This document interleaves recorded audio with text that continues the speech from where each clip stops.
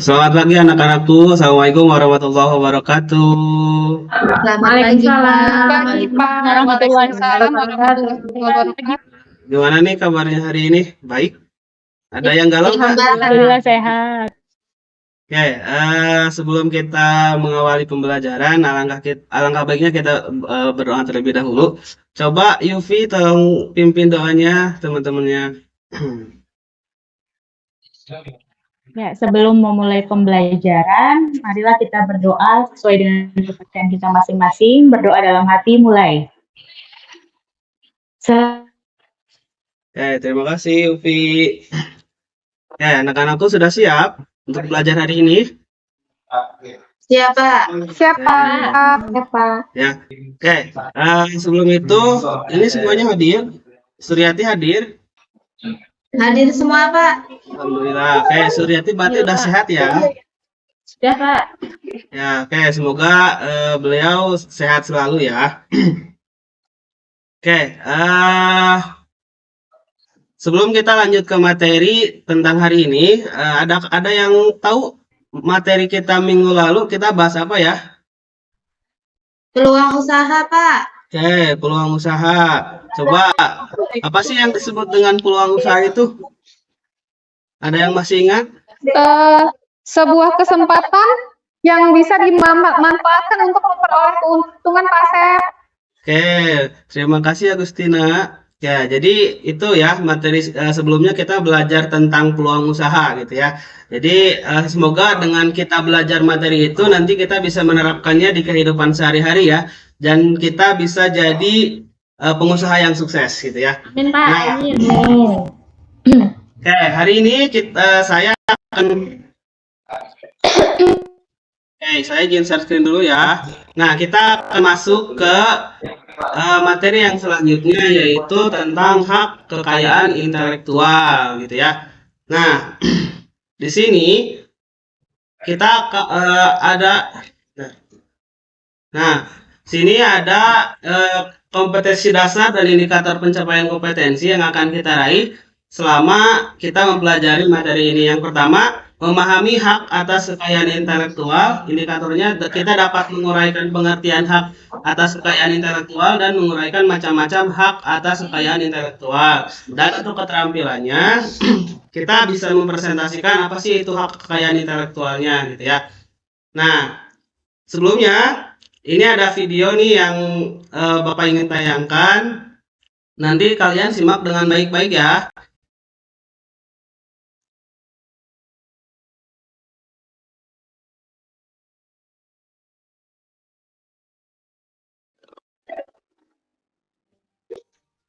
Terdengar?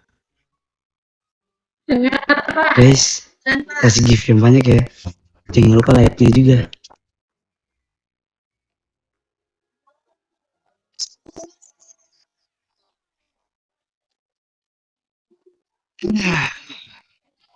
Oke, mungkin lo dapet popularitas karena ngerekam film ini di bioskop, terus lo share di sosial media dan internet.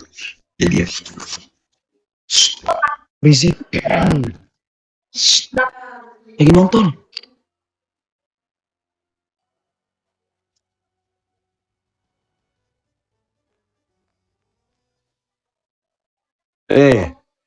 Aku di masuk penjara banyak pesawat. Kau lihat mataku. Lu kenapa? Saya bajak film, Bang. Pikir aja. coba pikir, masih seru nggak kalau lo di penjara?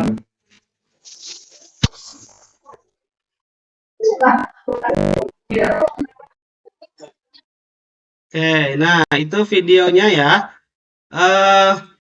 Di sini ada yang suka atau pernah ke bioskop? Sering, Pak. Tiap weekend. Sering, Pak. Ini Yufi nih suka ke bioskop ya. Oke, saya tanya nih, Yufi, tahu kan aturan bioskop itu seperti apa?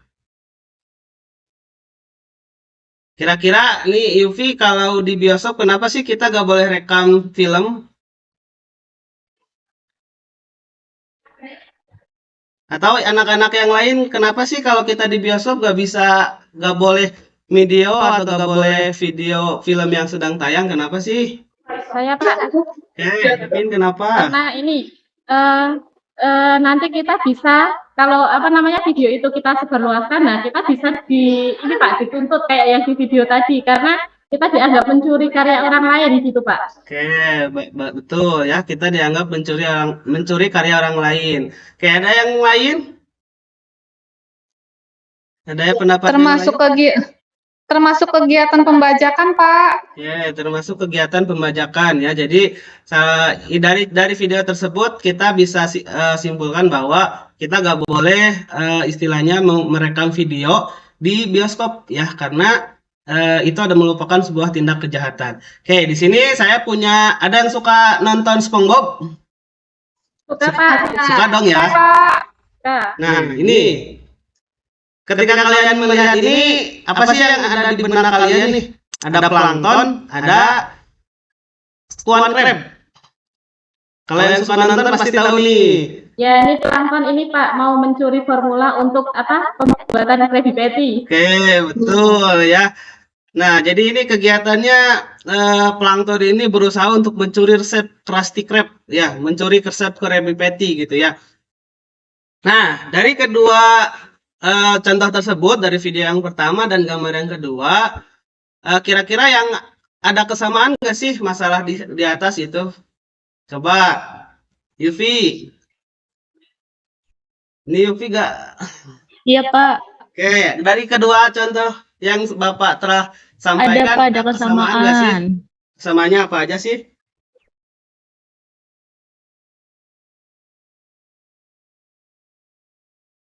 Atau teman-teman yang lainnya?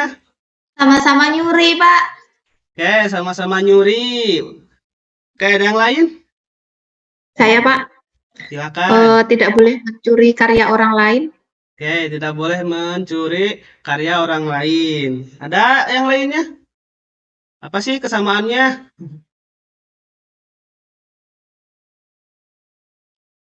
Oke, ya. Jadi betul ya, dari kedua contoh tersebut, kita itu tidak boleh mencuri karya orang lain ya, apalagi tanpa izin gitu ya. Nah, di sini di contoh pertama kita tanpa izin dari pemilik film. Nah, kalau di contoh yang kedua, kita nggak boleh nyuri karya milik orang lain ya. Ini kan miliknya Tuan Crab nih. Ini diculik sama si plankton ya. Jadi itu nggak boleh. Nah, jadi betul ya kata teman-teman kalian tadi.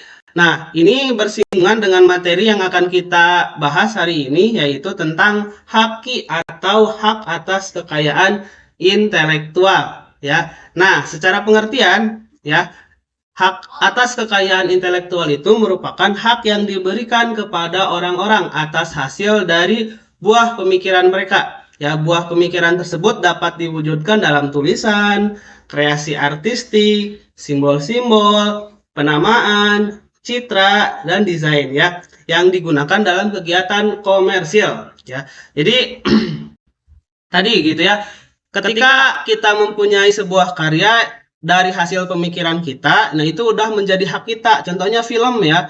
Film kan pemain film yang syuting film itu sebuah karya yang tidak main-main tentunya ya. Nah, kita dengan gamblangnya memvideo, meng-share ke media sosial untuk keuntungan kita sendiri. Nah, itu udah termasuk dalam pelanggaran haki gitu ya, dalam pencurian. Makanya dari tadi video yang pertama itu masuk tindak pidana ya. Nah, selanjutnya, lahirnya sebuah karya dihasilkan oleh manusia dengan berbekal kemampuan intelektualnya ya, secara otomatis memunculkan hak dan kewajiban tentunya ya. Nah, sederhananya hak itu adalah yang melekat pada diri penciptanya, sedangkan kewajiban itu menuntut kewajiban itu yang mengikat orang lain. Itulah yang kemudian menuntut peranan hukum untuk mengawalnya gitu ya. Nah, selanjutnya secara prinsip itu haki ada 3 prinsip secara umumnya. Ada yang prinsip ekonomi gitu ya.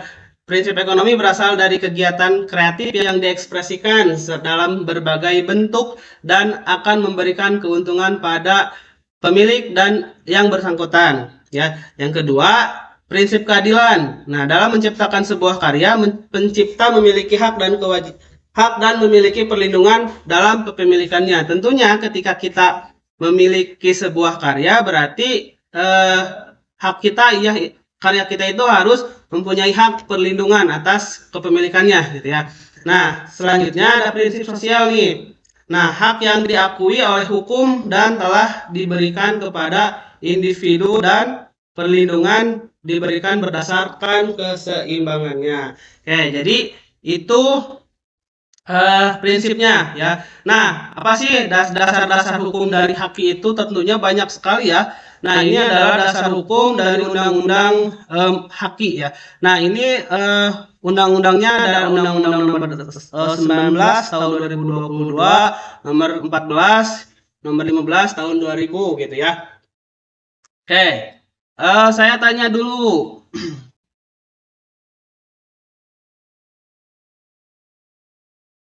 Oke, di sini ada yang kalau di kelas ada yang suka ngerjain tugas benar-benar? Semuanya ngerjain benar-benar dong ya? Iya, Pak. Oke. Oke, misalnya kayak gini. Agustina itu ngerjain tugas misalkan ya, ngerjain tugas buat bikin gambar pemandangan. Ya. Nah, ketika teman yang lain lihat gambar pemandangan Agustina, terus dia menirukan karyanya percis dengan Agustina. Kemudian dia nilai nih ke gurunya dan mendapatkan nilai tinggi. Apakah Agustina akan terima? Enggak, Pak. Oke, kenapa? Kenapa kok gak terima? Karena itu hasil karya saya, Pak, yang diciplak orang. Nah, ya. Jadi semua orang pasti tidak akan terima ketika sesuatu yang diciptakan oleh dia itu tiba-tiba diambil oleh orang gitu ya. Nah,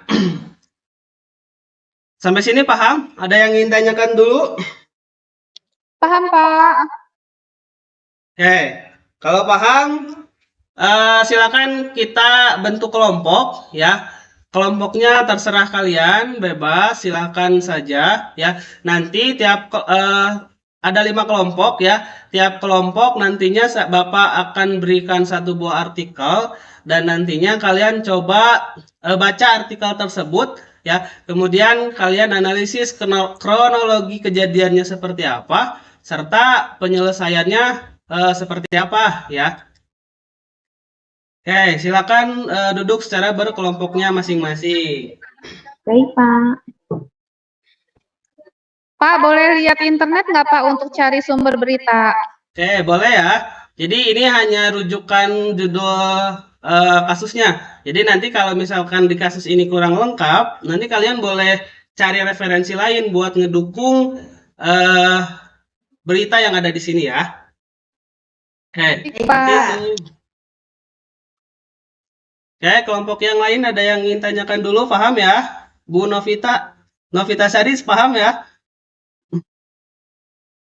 Pak, paham.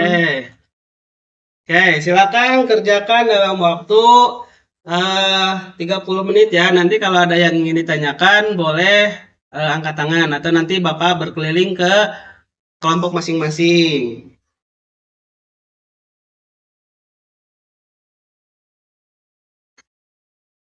Oke, waktunya habis ya. Oke, sekarang Bapak minta kelompok 1 nih buat mempresentasikan hasil diskusinya. Coba kelompok 1 Agustina. Ini Iya, bertanya Pak. tentang apa nih? Ini tentang geprek bensu, Pak. Geprek bensu. Oke, gimana cerita kronologinya nih sama penyelesaiannya gimana? Jadi kalau kasus geprek bensu itu kan konflik perebutan nama hak bensu ya, Pak ya, geprek bensu. Nah, ternyata masalahnya adalah geprek bensu itu milik Beni Sujono, tapi kan diklaim oleh si Ruben Onsu, padahal Ruben Onsu hanya brand ambassador aja gitu, Pak. Akhirnya si Ruben dituntut nih di pengadilan seperti itu. Dan kasusnya dimenangkan oleh Beni Sujono karena Beni Sujono yang pertama kali membuat nama ayam geprek bensu. Jadi seperti itu Pak hasil diskusi kelompok kami. Oke, dari kelompok yang lain mungkin ada tanggapan atau pertanyaan kepada kelompok 1? Saya Pak mau tanya Pak. Nah, oke, silakan Suci. Ya, Agustina itu kenapa ya kok si Ruben Onsu-nya bisa kalah? Padahal kan memang yang terkenal selama ini kan Bensu itu untuk Ruben Onsu ya Pak, setahu saya. Jadi kenapa kok malahan si Ruben Onsu yang kalah gitu, Agustina? Terima kasih. Ya Suci, terima kasih pertanyaannya. Kenapa Ruben Onsu kalah? Karena pertama kali yang membuat nama ayam geprek Bensu itu si Beni Sujono. Jadi Bensu di sini bukan Ruben Onsu tapi Beni Sujono. Jadi seperti itu. Ruben hanya brand ambasadornya saja. Apa ada tanggapan lain? Oke, Dari tanggapan kelompok- lain. Iya, terima kasih. Karena kami kan taunya Bensu itu Ruben Onsu, nggak kenal sama Beni Sujono gitu ya Pak. Jadi taunya Bensu ya Ruben Onsu gitu Pak. Oke, terima kasih. Kelompok yang lain mungkin ada yang ingin tanyakan kembali.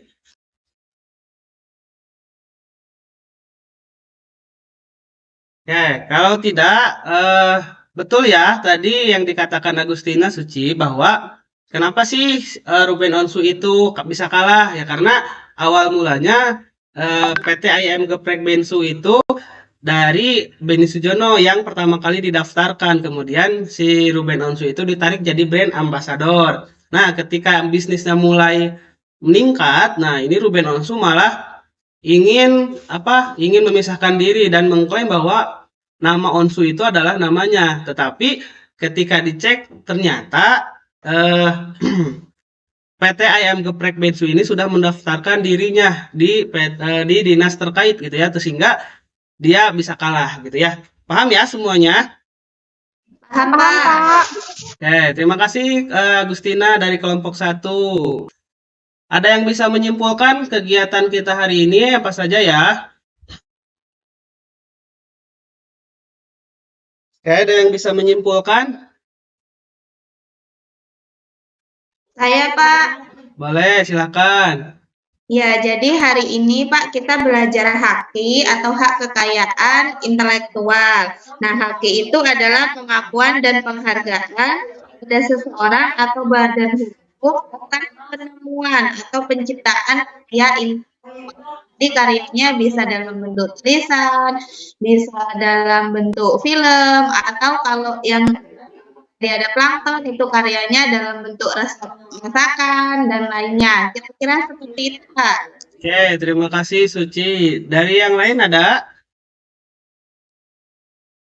Nah, kalau tidak ada, jadi itu ya materi kita hari ini tentang haki ya atau hak atas kekayaan intelektual. Jadi kita harus benar-benar hati-hati dalam menciptakan karya gitu ya. Jangan sampai karya kita itu adalah karya orang lain tentunya ya. Nah, untuk pertemuan hari ini cukup sekian ya dari Bapak. Untuk pertemuan selanjutnya tolong dipersiapkan, dibaca-baca lagi masih tentang haki ya.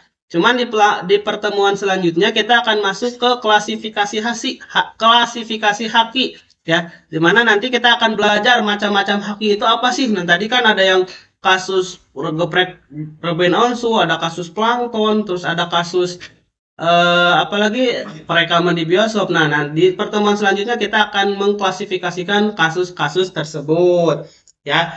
Oke, kalau tidak ada yang ingin tanyakan lagi, silakan kepada Suci untuk dibantu berdoa. Baik, Pak. Marilah teman-teman sebelum mengakhiri pelajaran hari ini kita berdoa menurut kepercayaan masing-masing. Berdoa mulai. Berdoa selesai. Oke, terima kasih Suci yang telah memimpin doa. Sekian yang bisa Bapak sampaikan. Mudah-mudahan apa yang Bapak sampaikan hari ini bermanfaat untuk kalian di luar sana. Ya, billahi taufiq wal hidayah. Wassalamualaikum warahmatullahi wabarakatuh. Waalaikumsalam. Waalaikumsalam warahmatullahi wabarakatuh.